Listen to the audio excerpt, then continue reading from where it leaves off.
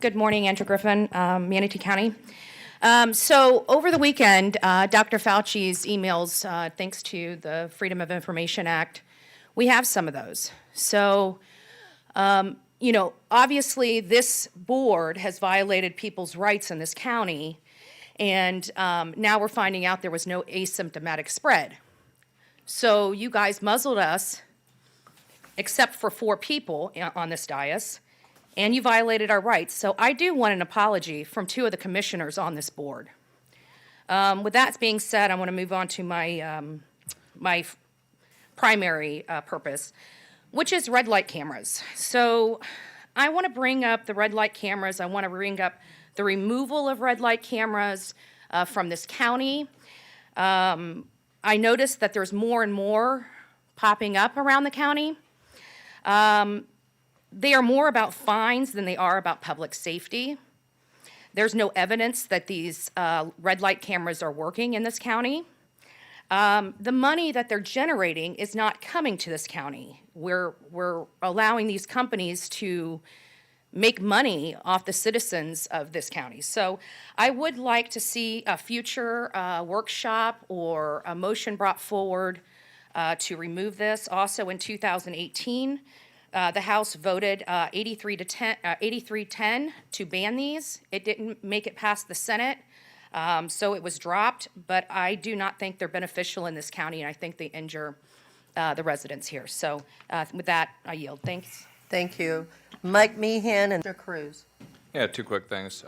Andrew, I'm 100% aboard. I hate red light cameras. I'm sure you can write a report on the pros and cons of anything, but most of the reports I've seen on red light cameras are that they actually don't improve safety, and they seemingly are just a money grab. I've been hit with them where I literally stopped, did nothing, and then I still got up by Ellington at 60th, which is like the worst camera we've got in all of Manatee County. That thing just flashes endlessly.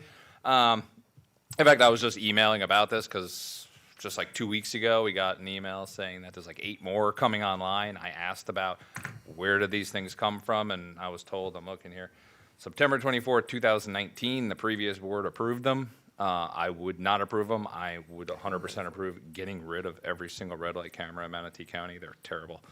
Commissioner Satcher? I absolutely agree. The red light cameras are pretty useless, and they have the effect of, you could have a situation where someone moves houses and gets one of those tickets.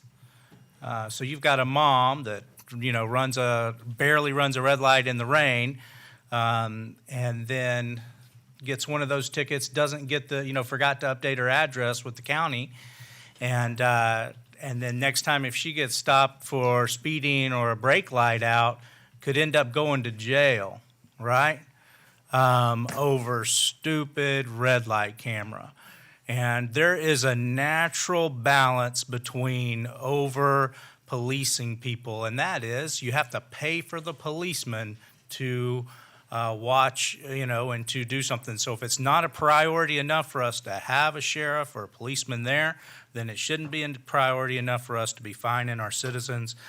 So I am definitely in favor of getting rid of those, whatever process we need to go through to make it happen. I'll make a motion now if I can, but thank you. Commissioner Van Ostenbridge. Thank you, Madam Chair. Just sort of jotted down some of the points that were brought up during public comments. One that the first 2 commissioners missed was in reference to the overreaching restrictions that this government put on the people of the county during the COVID-19 pandemic. Lockdowns, curfews, the county absolutely, the residents are owed an apology by board members who voted for the curfew, and I hope that those members will do that. Red light cameras, I support Commissioner Satcher and Commissioner Kruse. I think they're revenue generators, and that's about it. So I would support your motion. Thank you. All right, I will close this out on this. Just a couple of notes that I wrote. A lot of good public comment today. I think, it is a time when government needs to step back. We have too many regulations. We need to a lot of times, let our citizens make decisions for themselves. I do agree with that. I think we should look at our regulations that we have. I will tell you all of those on affordable housing. I can tell you I was watching the county administrator when each of you were speaking, and he was making notes. Because the key with our new administrator is the word transparency. We have to be transparent to the public. For too many years, we haven't been as transparent as I think we should have. But I'm just one vote, I'm one person, but that's my opinion. We obviously, you're going to see some changes come forward. I'm not sure what they are at this point, but we're trying to get our feet wet, seeing where we're moving forward, and we'll make changes that will complement, I believe, the citizens of this county, which is what it's all about. Sometimes I think some commissioners, we forget, notice I said we forget we don't work for the county. We work for you. We work for the citizens of this county, and that's where the difference comes in. So, just know you are heard, and we try to move forward, and you will see a lot of changes in the future. Red light cameras, I'm just going to touch base on those. I've never been a big fan, and I know Melissa, and I understand her husband was killed at the intersection of State Road 70 and Terra Boulevard. I remember it well. And I will tell you that Ron Reagan, who was our representative at the time in the House, worked on it very hard to get those approved through the state.